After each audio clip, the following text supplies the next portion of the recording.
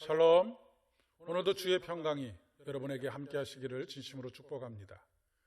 오늘은 어제의 본문인 에베소서 1장 15절로 19절의 말씀을 중심으로 해서 지혜와 계시의 영을 받게 하옵소서라고 하는 제목으로 함께 말씀을 나누려고 합니다.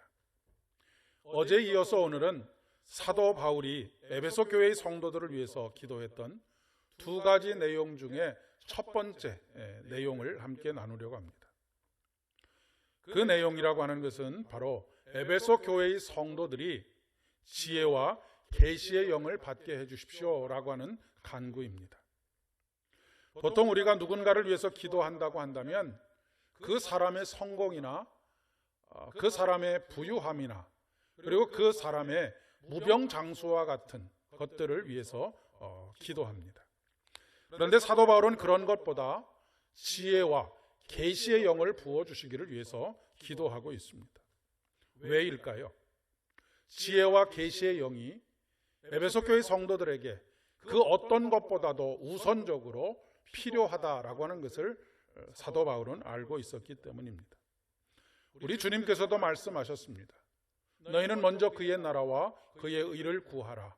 그리하면 이 모든 것을 너희에게 더하여 주시리라 말씀하셨습니다.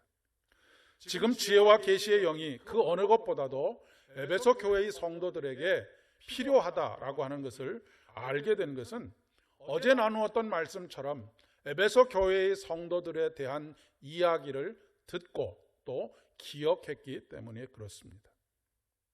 그런데 한 가지 사도 바울은 오늘 말씀 속에서 듣고 기억하며 기도할 때 감사하기를 그치지 않았다라고 그렇게 고백하고 있습니다.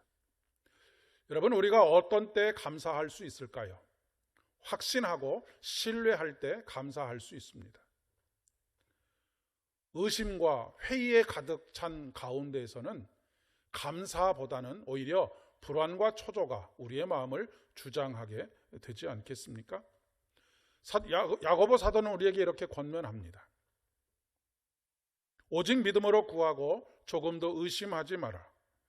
의심하는 자는 마치 바람에 밀려 요동하는 바다 물결 같으니 이런 사람은 무엇이든지 주께 얻기를 생각하지 말라. 두 마음을 품어 모든 일에 정함이 없는 자로다 라고 말씀하고 있습니다. 사도 바울이 에베소 교회 성도들을 위해서 지혜와 계시의 영을 구한 이유는 그들의 마음에 눈이 밝아지기를 원해서였고, 둘째는 우리들에게 베풀어 주시는 하나님의 능력이 어떠한가를 알기를 원했기 때문입니다. 우리는 하나님을 아는 것이 불가능합니다. 그래서 하나님의 계획에 대해서도 무지하고 하나님께서 우리에게 약속하신 복이 무엇인지를 알지 못합니다. 이런 무지가 우리로 하여금 하나님께 간구하지 못하도록 하고 간구하지 않는 삶의 열매들로 나타나게 되는 것이죠. 신앙의 세계는 믿음은 보이는 세계입니다. 그런데 사실 대다수의 사람들은 내가 내 눈으로 목격하게 되면 그때 믿겠노라고 말하는 어리석음 가운데 있습니다. 우리 하나님께서 보여주시는 만큼만 우리는 그 믿음의 세계를 볼 수가 있습니다. 그렇기 때문에 에베소 교회의 성도들에게 그러했던 것처럼 오늘 우리들에게도 지혜와 계시의 영이 반드시 필요한 것입니다. 지혜와 계시의 영이 임하게 될 때에 우리의 마음의 눈이 밝아지고 우리가 하나님을 더욱더 깊이 알아가게 되기 때문입니다. 지혜는 깨달음을 뜻하는 것입니다. 계시는 감추어졌던 것을 알게 되는 것입니다. 성령은 계시의 영으로 예수 안에 있는 모든 사람들에게 하나님의 뜻을 이해시킵니다. 그리고 하나님의 깊은 것까지를 통달하고 계십니다. 특별히 여기서 마음의 눈을 밝히사 할 때 밝히사라고 번역된 헬라어는 페포티스 메누스라고 하는 단어를 사용하고 있습니다.